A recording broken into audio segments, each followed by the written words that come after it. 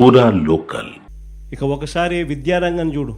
నాడు నేడు గాలికి ఎగిరిపోయింది, ఇంగ్లీష్ మీడియం గాలికి ఎగిరిపోయింది, టోఫుల్ చదువులు గాలికి ఎగిరిపోయాయి, గోరుముద్ద నీరు గారిపోయిన పరిస్థితులు, 8వ తరగతి పిల్లలకు ట్యాబులు ఇచ్చేది గాలికి ఎగిరిపోయింది, ఇంగ్లీష్ మీడియం చదువులు పిల్లలకు ఎండమావైపోయినాయి. సరే, ఎన్ని పక్కన పెడదాం. నాడు నేడు పనులు ఆగిపోయాయి. సరే, కాస్త ఇవన్నీ పక్కన పెడదాం. పెద్ద చదువులు చదువుతా ఉన్న పిల్లలకు ఏ త్రైమాసికం అయిపోతున్నాయి, ఆ త్రైమాసికం అయిపోయిన వెంటనే వాళ్ళకు ఫీజు రీయింబర్స్మెంట్ కింద ఫీజులు ఇచ్చేవాళ్ళం మన ప్రభుత్వంలో. విద్యా దీవెన, వసతి దీవెన అని చెప్పి గొప్పగా ప్రభుత్వం అమలు చేసే పథకాలు. ఏ క్వార్టర్ అయిపోయిన వెంటనే ఆ క్వార్టర్.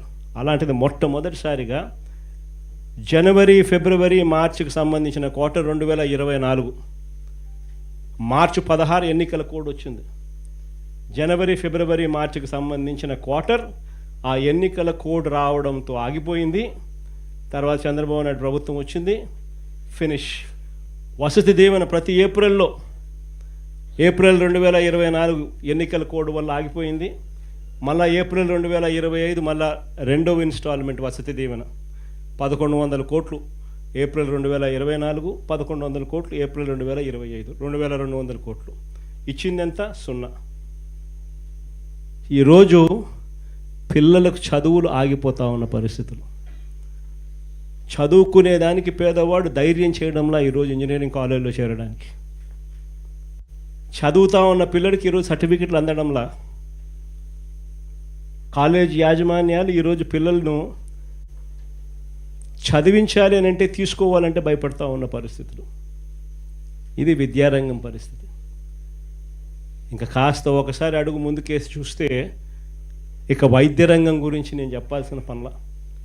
ఆరోగ్యశ్రీ అన్నది 25 లక్షల దాకా ప్రతి పేదవాడు దర్జాగా ప్రైవేట్ హాస్పిటల్కి పోయి, నెట్వర్క్ హాస్పిటల్కి పోయి వైద్యం చేయించుకొని వచ్చే పరిస్థితి. 25 లక్షల దాకా ప్రతి పేదవాడికి ఉచితంగా వైద్యం అందే పరిస్థితి.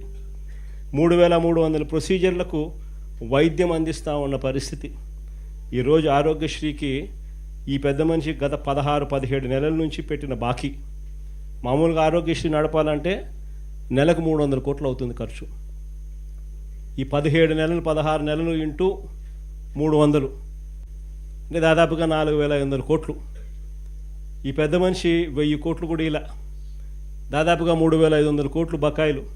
ఏ పేదవాడు కూడా ఈరోజు ఆరోగ్యశ్రీ కోసం, వైద్యం కోసం ఏ పేదవాడైనా కూడా ఏ హాస్పిటల్కు పోలేని పరిస్థితి ఈరోజు కనిపిస్తూ ఉంది. ఇంకా ఆరోగ్య ఆసరా గురించి నేను చెప్పాల్సిన పనులు. ఆరోగ్యశ్రీ పరిస్థితి ఈ మాదిరిగా ఉంటే, ఇంకా వైద్యం అందిన తర్వాత ఆపరేషన్ పీరియడ్లో ప్రతి పేదవాడికి నెలకు 5000 రూపాయలు ఇచ్చి రెస్ట్ పీరియడ్లో సహాయంగా ఉండే గొప్ప కార్యక్రమం మన ప్రభుత్వ హయాంలో అమలయ్యేది. సంవత్సరానికి 450 కోట్లు ఖర్చు అయ్యే ఈ కార్యక్రమానికి ఈ 16 నెలలు, 17 నెలలుగా అయిన ఖర్చు దాదాపుగా 600 కోట్లు. ఈ పెద్ద మనిషి చంద్రబాబు నాయుడు ఇచ్చింది పెద్ద బోర్డు 0. ఈ పరిస్థితుల్లో ఉండగా ఈ పెద్ద మనిషి మెడికల్ కాలేజీలు అమ్ముతానంటాడు. బుద్ధి జ్ఞానం ఉన్నోడు ఎవడైనా మెడికల్ కాలేజీలు అమ్ముతాడని చెప్పి, గవర్నమెంట్ మెడికల్ కాలేజీలు అమ్మాలని చెప్పి ఆలోచన చేసే మనిషి ప్రపంచ చరిత్రలో ఎవడు ఉండడు. ఎందుకనంటే ఒక మెడికల్ కాలేజ్ అనేది ఎందుకు ఎంత అవసరమో తెలుసా? అసలు ఎప్పుడు అందరూ కూడా ఒకసారి ఆలోచన చేయండి. అసలు గవర్నమెంట్ ఎందుకు స్కూళ్ళు నడుపుతుంది? ఇక్కడే కాదు, దేశంలో, మన రాష్ట్రమే కాదు, దేశం మొత్తం. అసలు గవర్నమెంట్ ఎందుకు స్కూల్ నడుపుతుంది? గవర్నమెంట్ ఎందుకు హాస్పిటల్ నడుపుతుంది? గవర్నమెంట్ ఎందుకు ఆర్టీసీ బస్సులు నడుపుతుంది? ఎందుకో తెలుసా?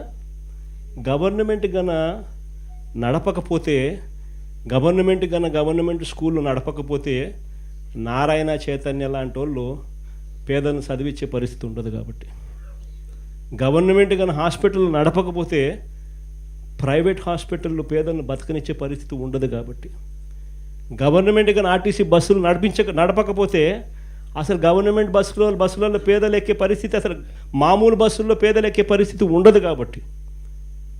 కాబట్టి దేశవ్యాప్తంగా కూడా గవర్నమెంట్ ఎందుకు స్కూళ్ళు నడుపుతుంది, ఎందుకు హాస్పిటల్ నడుపుతుంది, ఎందుకు బస్సులు నడుపుతుంది అని అంటే ప్రైవేట్ ఎక్స్ప్లాయిటేషన్ జరగకుండా చెక్కు పెట్టేందుకు.